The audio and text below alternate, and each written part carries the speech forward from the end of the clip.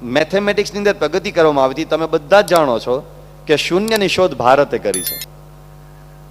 પણ શૂન્યની શોધ ભારતે કરી છે એટલું જ નહીં, એકડાની શોધ પણ ભારતે કરી છે. એકડાની શોધ ભારતે કરી છે એટલું નહીં, બગડાની શોધ પણ કરી છે. તગડાની પણ ભારતમાં થઈ છે, ચોગડો પણ ભારતમાં શોધાયો છે, પાંચડો પણ ભારતમાં શોધાયો છે, અને છગડો પણ, હાથડો પણ, આઠડો પણ, નવડો પણ. હમણાં જ જ્યોર્જીસ ઇફરાહ નામના એક ફ્રેન્ચ વિદ્વાને એક પુસ્તક લખ્યું છે. એ માણસ માટે એમ કહેવાય છે he is a walking encyclopedia of mathematics. મેથેમેટિક્સનો હાલતો ચાલતો એન્સાયક્લોપીડિયા. આ માણસ એણે એક ગ્રંથ લખ્યો છે, હિસ્ટ્રી ઓફ નંબર છે, દુનિયામાં અત્યારે બહુ જ વિખ્યાત થયો છે. એણે એમાં એક જબરજસ્ત દલીલ કરી છે કે જો ભારતીયો આ દુનિયામાં અસ્તિત્વ ધરાવતા ન હોત અને ભારતીયો જો આપણને અંક પદ્ધતિ આપી ન હોત તો આજે આપણે દુનિયાની જે કાંઈ પ્રગતિ કરી રહ્યા છીએ કોઈ જ પ્રગતિ આપણે પામી ન શક્યા હોત. એણે કેટલા સોલિડ રીઝન્સ આપ્યા છે. એણે કહ્યું કે પહેલું તો આંકડાઓ, રોમન લોકો બિચારા આંકડા લખતા હતા. એ એક આંકડો લખવો તો એક લીટો ઊભો કરવાનો, બે લખવા હોય તો બે લીટા ઊભા કરવાના, ત્રણ લખવા હોય તો ત્રણ લીટા ઊભા કરવાના, અને પછી જેમ લાંબી સંખ્યા થતી જાય એમ લાંબુ બોર્ડ ભરાતું જાય. અને તમારે 1 લાખ લખવા હોય કે 5 લાખ લખવા હોય તો સામે આ પડદો રહે, એના કરતાં પણ જગ્યા મોટી રાખવી પડે. એવી રીતે બિચારા મહેનત કરતા હતા. ત્યારે લાખનો આંકડો કે એવો મોટો આંકડો લખી શકે ત્યાં સુધી જો કે પહોંચ્યા હતા કેમ એ જ સવાલ છે. એને બદલે હિન્દુઓ એની ડેસિમલ સિસ્ટમમાં ક્યાં સુધી 1000, 10,000, લાખ, 10 લાખ, કરોડ, 10 કરોડ. થોડુંક આગળ હવે તમે બોલો, થોડુંક મને મારું ગણિત કાચું છે. 10 કરોડ પછી કઈ રકમ આગળ આવે? અબજ આવે, 10 અબજ આવે, ખર્વ આવે, પર્વ આવે, નર્વ, જે કે બોલો ભાઈ સાહેબ. આપણે બહુ તો એકડા ઉપર 12 મીંડા સુધી બોલી શકીએ છીએ. કેટલાક વધારે સારા જાણકારો તો એકડા ઉપર 15 મીંડા બોલી શકે છે. ગ્રીક લોકોએ એકડા ઉપર 30 મીંડા સુધીનો એક આંક આપ્યો તો તેને ડેકા નામ આપ્યું. એકડા ઉપર 30 મીંડા. ભારતીયોનો આંક એકડા ઉપર કેટલા મીંડા સુધી પહોંચતો હશે? એકડા ઉપર કેટલા મીંડા સુધી પહોંચે? 10⁻423 એકડા ઉપર 423 મુંડા થાય ત્યાં સુધી ભારતીયોની ગણતરી જતી હતી. અનુયોગ દ્વાર સૂત્ર નામના એક ગ્રંથની અંદર આ આપવામાં આવ્યું છે. એનું આખું કેલ્ક્યુલેશન આપવામાં આવ્યું છે. અને એ મોટામાં મોટો ભારતીય અંક એક એકડા ઉપર 423 મીંડા, એનું નામ ધ્વજાગ્રતિ. ધ્વજાગ્રતિ નામનો આપણે ત્યાં અંક હતો. એ બિગેસ્ટ યુનિટ ફિગર્સમાં સૌથી મોટા મોટો ડેસિમલ પ્લેસ વેલ્યુ સિસ્ટમ જ ભારતે આપી. આ જ્યોર્જીસ ઇફરાહે તો ત્યાં સુધી દાવો કર્યો છે કે વર્લ્ડની જેટલી ભાષાઓ છે એ બધી જ ભાષામાં જે રીતે એકડો લખવામાં આવે છે કે બગડો લખવામાં આવે છે કે તગડો લખવામાં આવે છે એ બધું જ સંસ્કૃતમાંથી જ ધીમે ધીમે ધીમે એ થતું એકડો બગડો તગડો બધા એ પોતાની ભાષામાં બન્યા છે. એટલી હદ સુધી ભારત મેથેમેટિક્સમાં આગળ હતો. એને કહ્યું આ ક્યારની વાત છે? તમે ગૂગલ નામ સાંભળ્યું હતા? ગોગલ કે ગૂગલ બંને રીતે ઉચ્ચારાતું હોય છે. એ એકડા ઉપર કેટલા મીંડા થાય ખબર છે? એકડા ઉપર કેટલા મીંડા? દસડા ઉપર 10⁻1000. ગૂગલ એટલે એ આંક ગણવામાં આવે છે, જેના ઉપરથી ગૂગલ નામની એક સર્ચ એન્જિનની સિસ્ટમ પણ વેબસાઇટમાં ઇન્ટરનેટમાં મૂકવામાં આવી છે. એ ગૂગલ તો હમણાં આંક આવ્યો, થોડાક વર્ષો પહેલા જ આવ્યો છે આંક. એને બદલે ભારતીયો આટલા હજારો વર્ષ પહેલા જેમ બિગેસ્ટ ટાઈમ આપતા હતા એમ સ્મોલેસ્ટ ટાઈમ આપતા હતા. સ્મોલેસ્ટ ટાઈમ કયો? તો બિગેસ્ટ અને સ્મોલેસ્ટ ટાઈમની અંદર કેવી રીતે ટ્રાવેલ કરતા હતા. ટાઈમ પણ ગણિત સાથે જોડાયેલો છે એટલે સંખ્યાની સાથે હું લઈ લઉં છું કે આપણે ત્યાં સેકન્ડ, સેકન્ડથી આગળ મિનિટ, મિનિટથી આગળ કલાક, કલાકથી આગળ પછી પેલા પ્રહર આવે, પ્રહરથી આગળ પછી દિવસ આવે, દિવસથી આગળ પછી અઠવાડિયું આવે, અઠવાડિયાથી પખવાડિયું, પખવાડિયું તો પછી ઋતુ, ઋતુ પછી માસ, માસ પછી શું કહેવાય વર્ષ, અને વર્ષ પછી 5 વર્ષ. 5 વર્ષે એક યુગ કહેવાય. એક યુગની વ્યાખ્યા એક એવી પણ છે, કલયુગ સતયુગની વ્યાખ્યા પણ છે. 5 વર્ષનો એક યુગ પણ કહેવાય છે. એમ યુગ આવે એમ આખી પછી સમયની ગણતરી આપણે ત્યાં આગળ ચાલે. પશ્ચિમમાં મોટામાં મોટો સમયનો એકમ કયો આપણે ભાઈ સાંભળીએ છીએ? હમણાં ગયું ને એક મિલેનિયમ. ફર્સ્ટ મિલેનિયમ ને સેકન્ડ મિલેનિયમ ને 1000 વર્ષનો ગાળો, એને મિલેનિયમ કહે છે. એનાથી આગળ એ લોકો પાસે કોઈ જાજી કલ્પના નથી. એનું કારણ તે કે બાઇબલ એમ માને છે કે ઈસવીસન પૂર્વે 4004માં જ પૃથ્વીનો જન્મ થયો છે, એના પહેલા પૃથ્વીનો જન્મ જ નહોતો થયો. એટલે એ લોકો મિલિનિયમની બહુ જાજી આગળ એની ગતિ દોડાવી શકે નહીં. ભારતીયો સમય માપનમાં મેથેમેટિક્સના ભાગરૂપે જ કહી રહ્યો છું કેટલા બધા આગળ. તો આપણે ત્યાં જે સમય માપનની જે પદ્ધતિ હતી એમાં 8 અબજ 64 કરોડ વર્ષ એ આપણો સૌથી મોટામાં મોટો સમયનો એકમ. કાર્લ સેગન નામનો વિશ્વનો સૌથી મોટો એસ્ટ્રોફિઝિસિસ્ટ થઈ ગયો. હમણાં જ 1 કે 2 વર્ષ પહેલા તેનું મૃત્યુ થયું. કાર્લ સેગન માટે એમ કહેવાય કે આજ સુધીના વિશ્વના ઇતિહાસમાં કાર્લ સેગનથી કોઈ જ મોટો એસ્ટ્રોફિઝિસિસ્ટ નથી. એ કાર્લ સેગન એનું પુસ્તક લખ્યું છે ધ યુનિવર્સ. ધ યુનિવર્સ પુસ્તકની અંદર તેણે એક બહુ સુંદર વાત કરી છે કે વિશ્વમાં આજ સુધીમાં સમયમાં અને બ્રહ્માંડની ઉત્પત્તિના વિજ્ઞાનની બાબતમાં કોઈ એક ધર્મે જો સૌથી સાચામાં સાચો આંક આપ્યો તો તે હિન્દુ ધર્મ છે અને ભારતીય લોકો છે. દુનિયામાં ભલભલા લોકો માર ખાઈ ગયા. કોકે 1 લાખ વર્ષ પહેલા પૃથ્વીની ઉત્પત્તિ થઈને, કોકલે 1 અબજ વર્ષ પહેલા બ્રહ્માંડની ઉત્પત્તિ થઈને, કોઈક આ રીતે વાત કરે, કોઈક તે રીતે વાત કરે. એણે કહ્યું કે બધી જ વાતોની સામે તમે ભાગવતની અંદર જે કળયુગ, દ્વાપર, ત્રેતા અને સતયુગ, આજે 4 યુગની વાત આવે છે. 4 યુગમાંથી વળી પાછી એક ચોકડી થાય ને પછી વળી પાછો બ્રહ્માનો એક દિવસ ને એમાંથી બ્રહ્માનું એક આયુષ્ય. અને તમે કોઈક વખત આપણે સંતો મહાપૂજા કરાવે ને, એ મહાપૂજા કરાવે ત્યારે તમે કદાચ પેલો સંકલ્પ સાંભળ્યો હશે, અદ્ય બ્રહ્મણો દ્વિતીય પરાર્ધે શ્વેતવારા કલ્પે વૈવસ્વત મન્વંતરે અષ્ટામ વિશતમે કલિયુગે પ્રથમ ચરણે. એમ તમે આખું સાંભળતા હશો. એ શું છે? એ સમયનું માપન છે. એ સમયનું માપન એટલે શું કે આ બ્રહ્માંડની ઉત્પત્તિ થઈ ત્યારથી આજ સુધીમાં આજે આટલામો દિવસ છે તેનું માપન છે. પછી એમાં પણ પાછું માપન. આપણા ભારતીયો એટલા બધા પાવરફુલ હતા સમયના માપનમાં. એનું બિગેસ્ટ યુનિટ ઓફ ટાઈમ એમ હમણાં તમને વાત કરી તે 8 કરોડ ને 8 અબજ 64 કરોડ વર્ષની વાત કરી. અને તેની સામે સ્મોલેસ્ટ યુનિટ ઓફ ટાઈમ તમે સેકન્ડથી નીચેના ટાઈમના યુનિટ કદાચ બોલો તો માઇક્રો સેકન્ડ આવે, નેનો સેકન્ડ આવે. એ આપણા સ્મોલેસ્ટ યુનિટ ઓફ ટાઈમ આવે. પણ આપણો સ્મોલેસ્ટ યુનિટ ઓફ ટાઈમ, સમયનો નાનામાં નાનો એકમ કયો હતો ભારતીયોનો? તો આપણા ભારતીય ઋષિએ સમયનો નાનામાં નાનો એકમ આપ્યો હતો ક્રતિ. એક ક્રતિ બરાબર કેટલી સેકન્ડ? 1 સેકન્ડનો 33,000મો ભાગ બરાબર 1 ક્રતિ થાય. 1 સેકન્ડનો 33,000મો ભાગ. સમય માપનમાં આવું યંત્ર ક્યાંથી લાવ્યા હશે? આટલું સ્મોલેસ્ટ પણ માપન કરવું એ કેટલી બધી એ લોકોની એ જબરજસ્ત સિદ્ધિ હશે. આવી અનેક બાબતોની સાથે આપણને મેડિસિન, તબીબી ક્ષેત્ર યાદ આવે. તબીબી ક્ષેત્રની અંદર વિશ્વમાં ભારતને આજ સુધીમાં કોઈ નથી પહોંચી શક્યું. તમે કહેશો કે આજ સુધીમાં કેવી રીતે? એના થોડાક પ્રમાણો છે, એ પછી આપણે વાત કરીશું.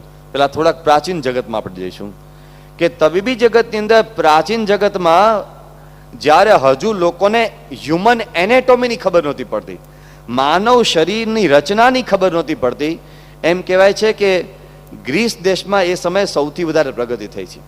થોડીક પ્રગતિ થઈ હતી તે બેબિલોનિયામાં, એટલે કે ઇજિપ્ત ને એ બાજુના દેશોમાં થઈ હતી.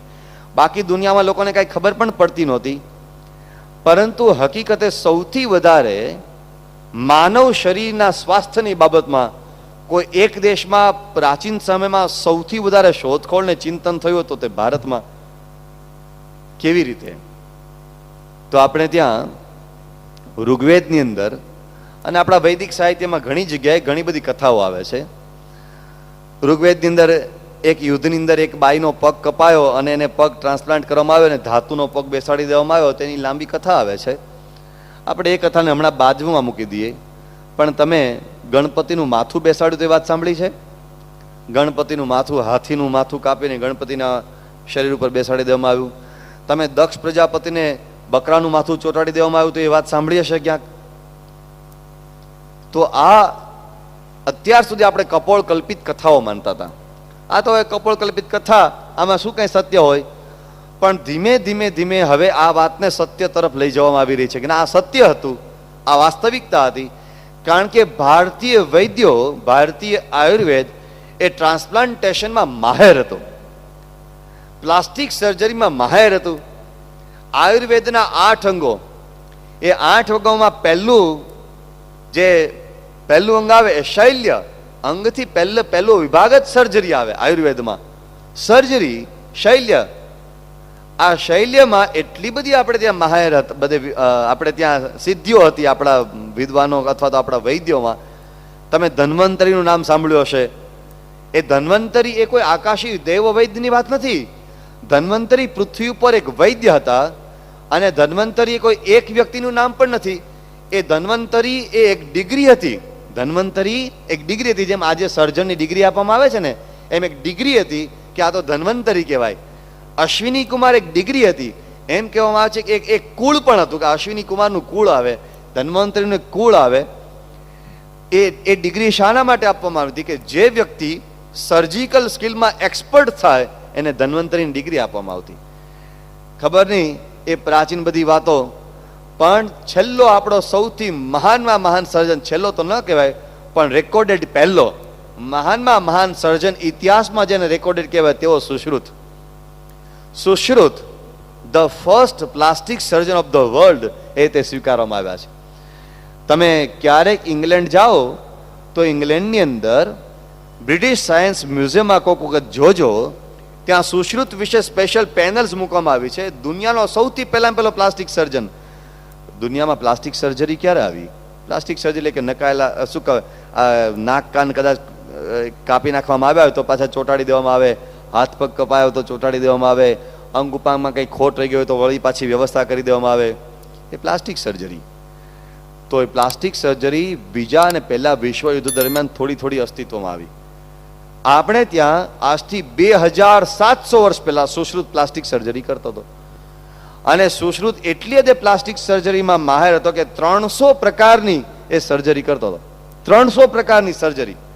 અને એની પાસે 125 પ્રકારના શસ્ત્રો હતા. જાતના એને સ્કાલ્પેલથી માંડી અને સુચરિંગ સિસ્ટમ વિકસાવી હતી. અને એની પાસે એટલી બધી પાવરફુલ છરી હતી સુશ્રુત પાસે, જે બ્રિટિશ વિદ્વાનોએ જોયેલી. હમણાં સુધી એ છરીનો એ ઉપક્રમ ચાલતો હતો, સર્જિકલ ઇન્સ્ટ્રુમેન્ટ્સ ઓફ હિન્દુઝ અત્યાર સુધી ચાલતા હતા, આ 18મી સદી સુધી ચાલતા હતા. એક વાળ એના 4 ઊભા ભાગ કરો એટલી શાર્પ છરી આપણા હિન્દુઓ વિકસાવી શક્યા હતા. એટલી શાર્પ એ લોકો સ્કાલ્પેલ વિકસાવી શક્યા હતા સર્જિકલ ઇન્સ્ટ્રુમેન્ટ્સમાં. અને એ લોકો પાસે એટલી બધી તાકાત હતી કે નાક કોઈ કાપી નાખ્યું હોય ને તો સાથળની ચામડી ઉખેડી આખું નાક બનાવી દે નવેસરથી. એ જમાનામાં રાજાઓ બહુ સજા કરતા નાક કાન કાપવાની. એટલે રાજા સજા કરે કે આને નાક કાન કાપીને બહાર કાઢો. એ પેલો નાક કાન કાપીને બહાર નીકળે ત્યાં બહાર વૈદ બેઠો જ હોય, આવી જા, એટલે નાક કાન પાછા હાંધી આપે. એટલે વળી પાછા આ એક બહુ મોટા એક લેખક થઈ ગયા, એણે પોતે ગિરીન્દ્ર કુમાર, એણે પુસ્તક લખ્યું છે the surgical instruments of the Hindus, અને એમાં 2 બ્રિટિશરોએ પણ સાથ આપ્યો છે. એની અંદર એણે એક બહુ અદ્ભુત વાત લખી છે કે બ્રિટિશ લોકો જ્યારે ભારતમાં શાસન કરવા માટે આવ્યા ત્યારે લોકોને બહુ જ આશ્ચર્ય થતું કે આ લોકો આ કેવી રીતે આ કામ કરે છે. એટલે બ્રિટિશ લોકો ત્યાંથી સ્ટડી કરવા માટે આપણા વૈદ્યોના ઘરે પડી રહેતા, પણ સમજાતું જ નહોતું આ લોકો કઈ રીતે નાક કાન શાંતિ આપે છે, ક્યાંથી ચામડી ક્યાંથી ક્યાં ટ્રાન્સપ્લાન્ટ કરે છે, ખબર જ નહોતી પડતી. એટલે લોકો એના પર બહુ જ ઊંડા ઉતર્યા. અને પછી એ લોકોએ ત્યાં જઈને આખી શાખા ખોલી, એના ઉપર પ્લાસ્ટિક સર્જરીની શાખા ખોલી. અને પછી આ 20મી સદીના પ્રારંભના સમયમાં એ લોકો એમાં કંઈક ફાવ્યા. તો આપણા હિન્દુઓ કેટલા બધા પાવરફુલ હતા. ચરક ઋષિએ પોતે ચરક સંહિતા ગ્રંથ લખ્યો છે. એ ચરક સંહિતા ગ્રંથની અંદર એણે પોતે મેડિકલ કોન્ફરન્સીસની વાત કરી છે. જ્યારે લોકોને એનેટોમીનો ખ્યાલ નહોતો ત્યારે આપણે ત્યાં મેડિકલ કોન્ફરન્સીસ થતી હતી. એ મેડિકલ કોન્ફરન્સીસ કેવી થતી હતી એના ઉપર ચરક ઋષિએ થોડીક સુંદર બધી પ્રાચીન વાતો લખી છે.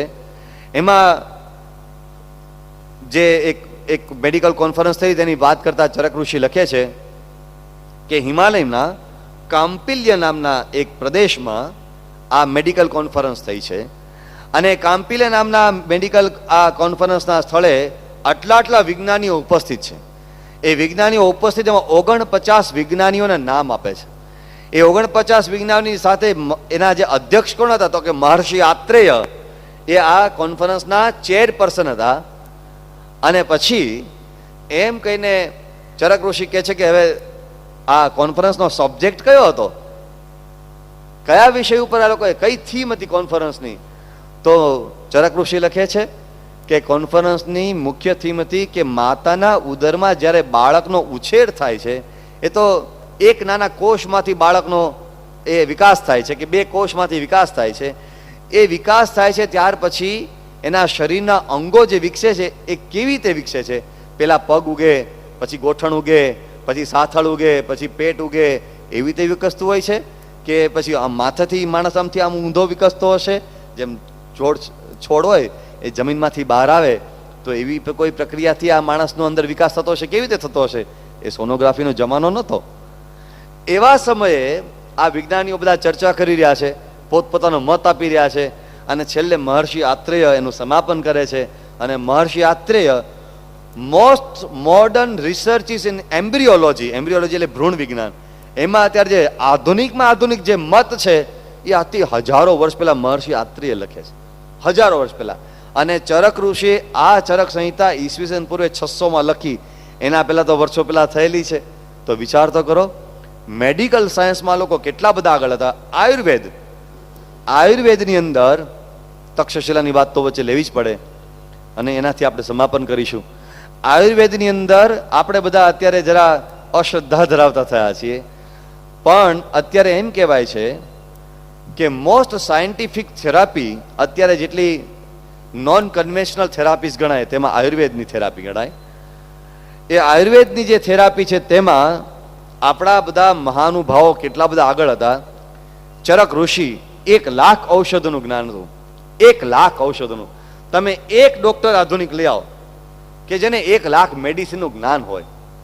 અરે વારે વારે ચોપડાને જોવું પડે કે આને શું દર્દ થયું છે, કઈ આપણે દવા આપવાની. હવે અમેરિકામાં તો ડોક્ટરોને મેડિસિન યાદ રહેતી નથી કઈ દવા આપવાની, એટલે કમ્પ્યુટરાઇઝડ પ્રોગ્રામ આવે છે. જ્યારે ઇન્વેસ્ટિગેશન થાય કે ટેમ્પરેચર આટલું, પછી એના લેબ રિપોર્ટ્સ એટલે એને એ બધા આંકડા કમ્પ્યુટરમાં ફીટ કરી દેવાના, એટલે અંદરથી દવા અંદરથી બહાર આવે કે આને આ દવા કહી દે ભાઈ. એટલી હદ સુધી હવે ડિપેન્ડન્ટ થવા લાગ્યા લોકો. તેને બદલે ચરક ઋષિને 1 લાખ ઔષધનું જ્ઞાન. ગઈકાલે જ એક ભાઈ આવ્યા, પ્રવીણભાઈ, એને અમને વાત કરી, રાજકોટના હરિભક્ત. એ કે સ્વામી 5 વર્ષથી મને પેટમાં કોલાઇટિસ હતું, અમિતાભ બચ્ચને જે રોગ થયો હતો ને એવા પ્રકારનો એક રોગ. આખા ભારતમાં આખા વિશ્વમાં આ રોગના ફક્ત 55 જ દર્દી છે. એવા પ્રકારનું કોલાઇટિસ, સામાન્ય પ્રકારનું કોલાઇટિસ નહીં, ફક્ત 55 દર્દી છે. ઇંગ્લેન્ડથી માંડીને છેક બેંગ્લોર સુધી અનેક ડોક્ટરો પાસે દર્દની દવા કરાવડાવી, કોઈ સફળ ન થયા. દિલ્હીમાં એક ભાઈ મળ્યા, એને કહ્યું કે હિમાચલ પ્રદેશમાં ભારતમાં ધર્મશાળા નામનું એક સ્થળ છે, એ ધર્મશાળાની ઉપર એક ફલાણું ગામ છે, ત્યાં એક વૈદ્ય છે, તમે એને મળો. એ વૈદ્ય પાસે ગયા. વૈદ્ય એને પહેલી વખત જોયા અને તરત જ કીધું કે તમે યુરિન કરી લાવો. એટલે એ ભાઈ એક ટેસ્ટ ટ્યુબમાં યુરિન કરી લાવ્યા. એ વૈદ્ય આમ યુરિન જોયું અને ટોળી દીધું. એને કહ્યું તમને આ રોગ છે, તમને આ આટલા સમયથી આ રોગ છે. ઇન્સ્ટન્ટ વૈદ્ય બોલો યુરિન જોઈને. અને એને વૈદ્ય કીધું તમારે 10 દિવસ રોકાવો પડશે, 10 દિવસમાં તમારી બધી જ દવા થઈ જશે. આ પ્રવીણભાઈ મને કહે કે આ વૈદ્યને મળ્યો તે પહેલા હું જે છેલ્લા ડોક્ટરને મળ્યો એને મને ત્યાં સુધી કીધું કે તમે તમારી જીવનલીલા સંકલવાના હવે જરા વિચારો પાકા કરી લો, હવે તમારો અંત આવશે. કારણ કે દુનિયામાં તમારા રોગને સમજી શકે એવી કોઈ સ્થિતિ પણ નથી, એવો કોઈ ડોક્ટર પણ નથી, એની કોઈ દવા પણ નથી.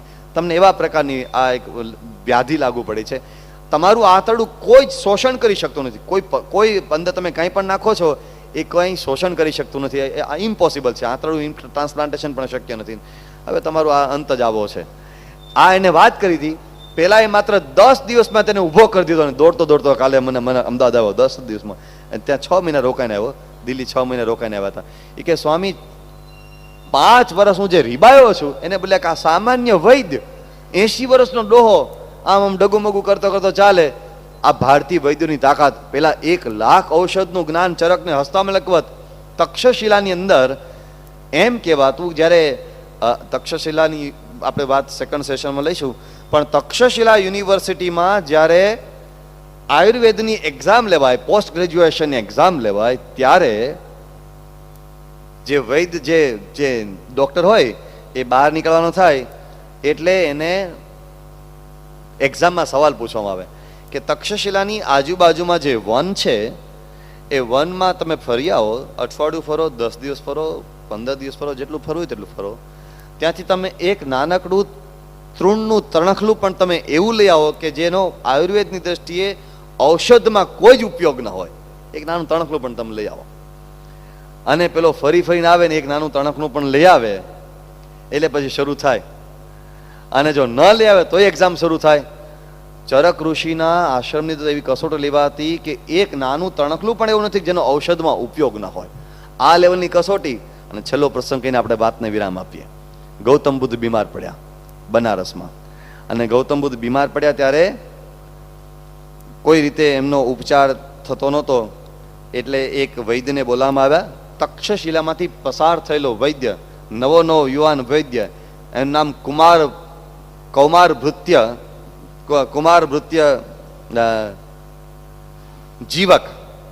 જીવક નામનો વૈદ્ય હતો. એ જીવકને પૂછવામાં આવ્યું કે ભાઈ તમે બુદ્ધની સારવાર કરશો?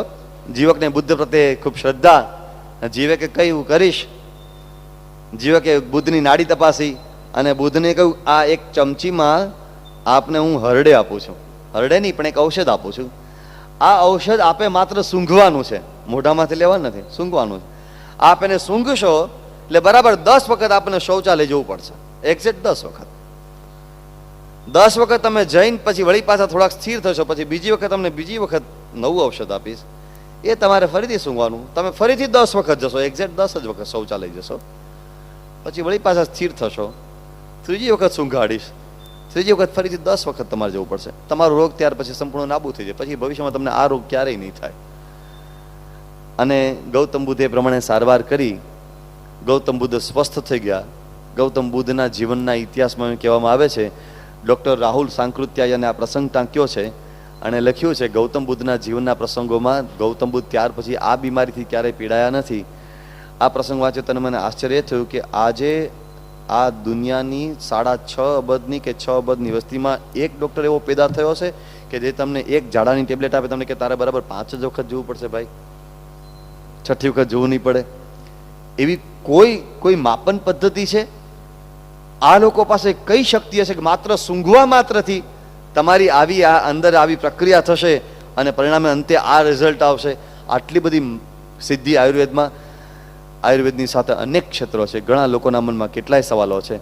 વિશ્વની કેટલી બધી વિદ્યા શાખાઓમાં ભારતે અમૂલ્ય પ્રદાન આપ્યું છે.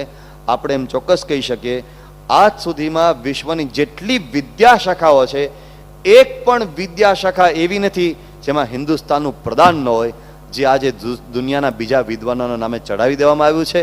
કેટલીક વિશેષ વાતો, વિશેષ વિગતો હવે બીજા સેશનમાં. ત્યાં સુધી જય સ્વામિનારાયણ.